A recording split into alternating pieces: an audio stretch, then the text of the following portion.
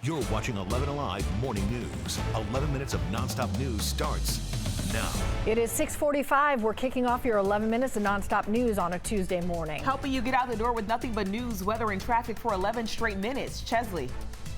Yeah, we're looking at temperatures down into the 20s and 30s out there, even some 40s around, so it's a cool start. They're going to warm up nicely as we head into the afternoon with plenty of sunshine. Details coming up. It is definitely a full house on I-85 South heading out of Gwinnett County. We'll check 85 and the rest of the big three. All right, we are turning straight to breaking news this morning. Atlanta police are investigating a deadly shooting in southwest Atlanta. Officers working this case just a block from Booker T. Washington High School as we're getting close to the start of a school day. 11 Alive's Ariana Manise is there. Ariana, what's the latest? Well, police, they have set up a pretty wide perimeter in this area. We see a SWAT team. They're outside of a home that sits on the corner of Joseph E. Lowry Boulevard and Mitchell Street. They've been out here pretty much all night. Now, take a look at this video.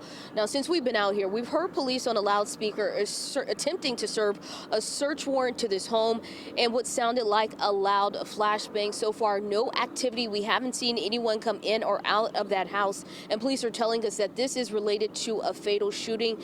And this has been the scene pretty much since around 9 p.m. last night, which is around the same time that we've learned that a man was shot at a home on Mitchell Street. Now, police, they have many of the neighborhood streets blocked off around Joseph E. Lowry Boulevard. This is here in southwest Atlanta, right at the intersection of Joseph E. Lowry Boulevard and MLK Jr. Drive. So if you are around this area, expect to see a pretty large police presence. You won't be able to get around this area, so just be aware. We're still waiting to hear back from APD to get information about this ongoing investigation, and when we get that information, we'll sure to bring that to you live on air as well as online. Back to you. All right, Ariana, thank you. This morning, grief counselors will be at Cedar Grove High School in DeKalb County after the death of a star athlete. Lamarcus Parks died in a car accident over the weekend. In a letter to students and parents, Principal Clifton Spears doesn't give a lot of details, but did say 3 other students were in that crash but are expected to be okay. Parks was a junior. He was a wrestler and helped lead the football team to a 3A state championship this past season. The principal says Parks dreamed about playing college football. We talked to his coach, who says he was a 3.0 student in the classroom and admired by his friends and teammates. We're working right now to learn more about the crash. We'll update you as we get new information. In just a few hours, the attorneys for a man shot and killed by Cobb County police will call out the district attorney for not prosecuting. 11 Alive's Christy Diaz joining us live with a preview. Christy. A Cobb County officer, Ian McConnell, shot 28-year-old Devonte Brown in his car 12 times back in 2021. Devonte died, but a grand jury decided not to indict the officer. Now, the attorneys for Brown's family claim that the Cobb County DA presented incomplete evidence to the grand jury, and they argue that's why the officer was never indicted. According to a release from the law firm, they say the Cobb County DA, Flynn Brody Jr., presented to the grand jury in December of 2022, but the GBI did not complete its investigation until September of 2023, 9 months later. The family attorneys plan to stand on the steps of the Cobb County Courthouse at 10 o'clock this morning to talk about that fact. Guys, back to you.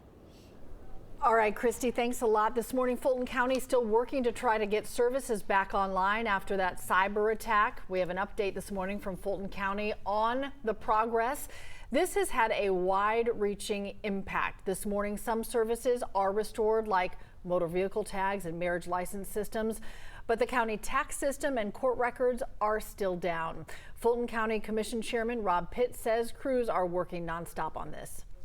Our teams have been working literally around the clock, including over the past weekend, to understand the nature of this activity and to safely restore services for our citizens.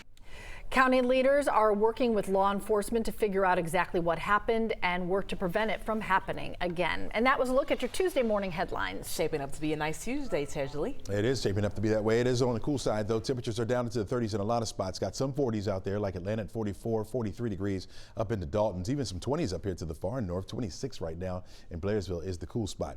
Everywhere else, we're in the 30s. Low 30s, got some upper 30s out there as well. Go ahead and take the jacket with you this morning. You're going to need that for the temperatures in the 30s, but by this afternoon, you'll unbutton it or unzip it, as temperatures will get up to around 60 degrees this afternoon. Very, very nice afternoon on tap with light winds. It's going to be an enjoyable day. You'll feel it like she does.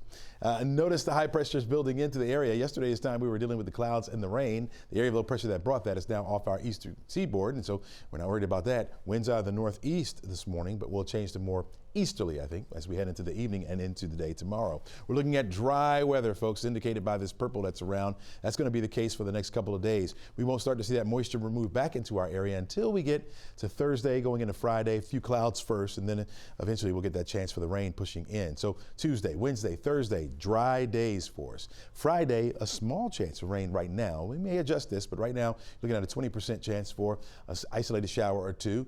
50% chance as we head into Saturday, and unfortunately, it's going to stick around through Super Bowl weekend. We'll be looking at that wet weather continuing. Here's how it plays out. Forecast track model. You can follow along with me with the time right there. Top of the screen shows the clear skies right on through this afternoon. Gorgeous. Gorgeous day. Take advantage of it. Starting off clear for your Wednesday. Stays that way for much of the day. Late is when those clouds will start to roll in. Stop here at 6 o'clock in the morning on Thursday. Anywhere from partly to mostly sunny skies will be the call for the early part of the day. Late, more of those thicker clouds move in. Stop there by 7 o'clock in the evening. You notice mostly cloudy skies, but no rain coming out of those clouds. That rain doesn't get in here until we get into the day on Friday. Friday morning up here to the far north, and then it'll make its way down to the south, as far south as of Atlanta on Friday.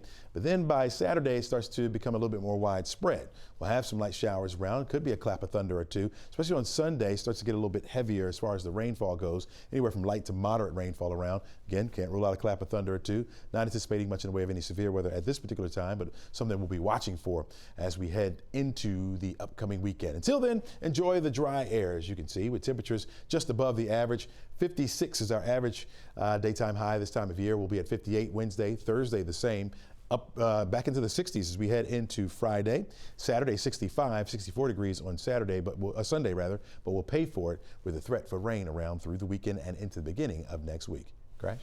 All right, Chesley, appreciate that. Yeah, we're kind of just back down to a whole lot of traffic. And boy, look at that beautiful sunrise right there Chesley's talking about. We did find some trouble on 85. It was a little bit unusual that we had some pretty heavy traffic, and it was because of a stalled vehicle, 85 southbound, right near Jimmy Carter Boulevard. And that's what's kind of pushing you, making it a little bit more. I mean, at 653, you have a lot of volume from 316 in spots through Norcross down towards Spaghetti Junction. That stall's just kind of making things a little bit worse for you. 400, not too bad. Neither is 75. In fact, 13 minutes from Barrett Parkway to the perimeter on 75. That's not the end of the world. 400 hanging in there will still give you the green, but that'll start thickening up from Roswell into Sandy Springs. And unfortunately, there you go. Almost 30 minutes now from 316 to the junction along I-85. Cheryl? Time now is 6:53. Just in this morning, country music singer Toby Keith has died. Early this morning, Toby Keith's official X account posted the announcement. His death comes 18 months after his diagnosis of stomach cancer. The Oklahoma native returned to the stage for the first time last December in Las Vegas.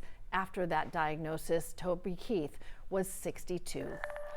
Right now, police in Loganville need your help identifying a young girl they found late last night just wandering around outside. They think this little girl is about 2 to 3 years old and believe she goes by the name Shanti. Officers found her alone near Georgia Highway 81. If you know who she is or who her parents or family members are, please call that number you see on your screen, 770-464-0310. She is gorgeous. In DeKalb County, police need your help finding this missing 13-year-old. His name is Devon, and he was last seen on Friday near Albans Court in Lithonia wearing a maroon shirt and some black pants. If you see him, please call 911. And the Gilmer County Sheriff's Office is searching for a missing teen from Ellijay. This is Cheyenne Richards, and she was last seen on Sunday night and said she was going to Atlanta. Again, if you see any of these missing children, you are urged to please give police a call. Later this morning, cancer patients, survivors, and their families will be at the state capitol calling for more support. They're meeting with lawmakers and asking them to back policies that will reduce the burden for cancer patients in Georgia, including Medicare expansion. It's part of the American Cancer Society's Cancer Action Day. This morning, we're learning more about a housing program working to make neighborhoods safer. The Secure Neighborhoods program helps Atlanta police officers buy a new home. The requirement, though, officers must patrol those new neighborhoods and work with kids at the At Promise Center. You have additional security, you have people that are involved in what's going on. I don't want them to just think of this as buying a house, though, The program is really focused on those officers who have a passion for what community policing means. She says it's all about connection and relationships, like getting to know your neighbors. All right now the excitement is on the rise for the matches coming to Atlanta for the 2026 FIFA World Cup in just 2 years away. But local businesses across Metro Atlanta are already getting prepared for what is about to be the biggest sporting event in Atlanta's history. Sports economists say retail, hotels, and restaurants will boom for the World Cup. But the cost of safety, transportation, and cleanup, that could come with a hefty price tag of its own. The last comparable large-scale sporting event in Atlanta was the Super Bowl in 2019.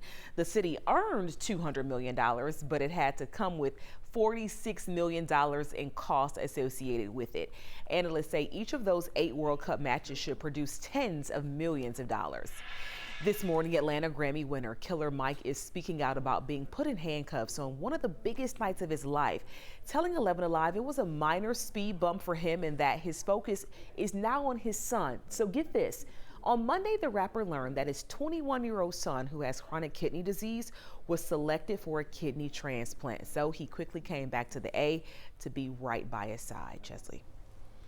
Thanks a lot, Aisha. We're looking at temperatures by noon into the 50s. We're going to have the sunshine around all day in abundance. In fact, we're going to heat it up to near 60 for your afternoon high temperature. A very nice afternoon for us. Even as we head into the 6 o'clock hour, if you've got evening plans, temperatures will be right around 55 degrees by 6, going down to about 53 degrees by 7 o'clock tonight. It's going to be another nice one tomorrow. In fact, we'll stay dry at least through about Friday when the rain returns to our area.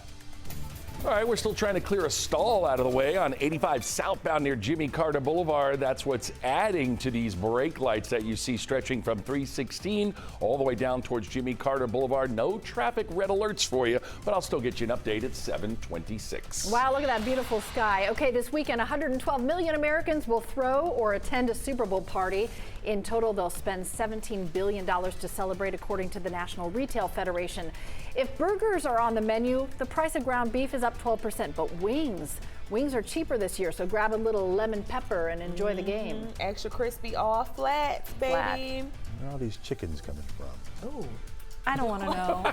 Where are all these chickens coming from? Chicken.